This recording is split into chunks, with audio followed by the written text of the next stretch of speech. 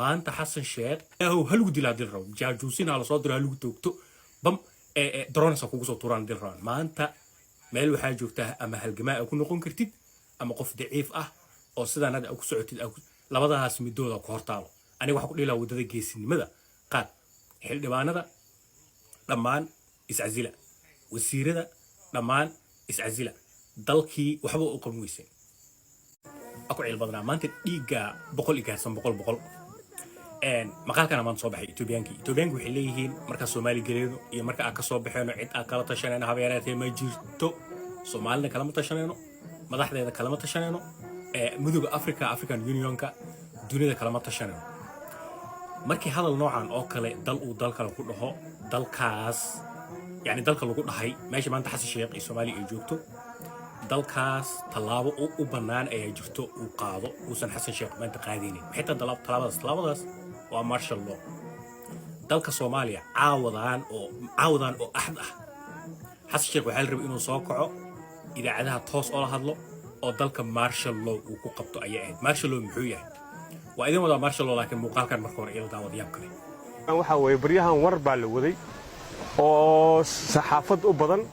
oo la leeyahay waddanka Soomaaliya waxa uu soo gurmanayso ciidamada la keenayo wax u qabanaysa Masar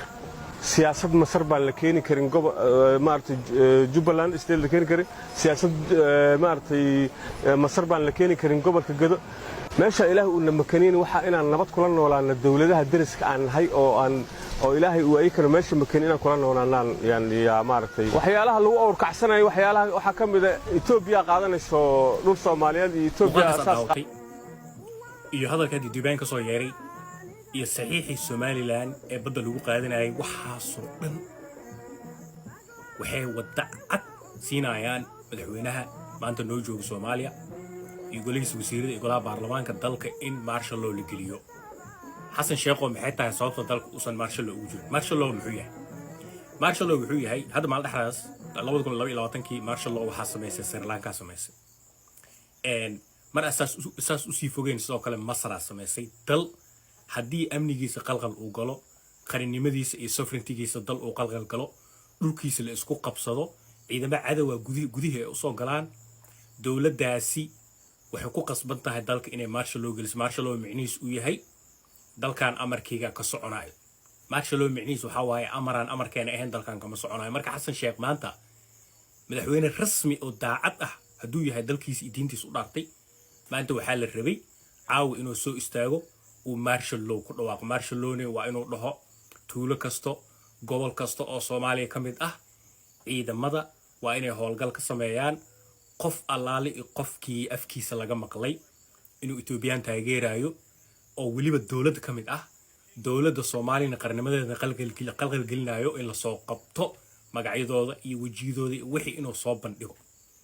dalka heegan military iyo heegan dagaal in uu dalka geliyo ayay ahayd xasan sheekh maxamuud waxa loo jiifo jimco ka jimco na loogu qudbeenaayo wax maala yani in loogu sheegay hadda maal dhaxas waxa qosol igu dilay madaxweynihii dhan ee dalka ayaa intuu soo hor istaagay uu ku leeyahay Itoobiya waxay u soo gurguurinaysaa inay badeena qaadato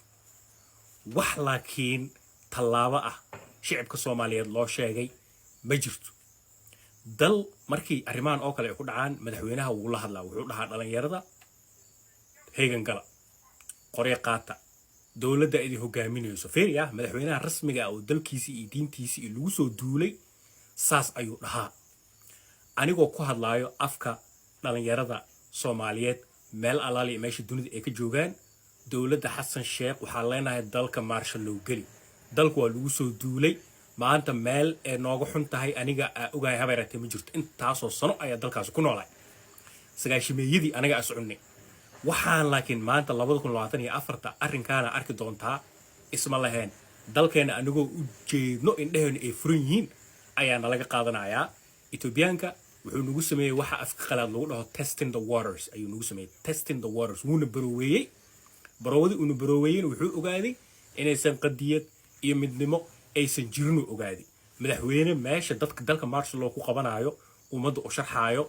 dalkaas qadiyadiisa hadii lagu soo xadgudbo dalka martial law in lagu qabto dhalinyarada heegan la geliyo madax maanta saasna dhahays uma jeedo Ethiopiankii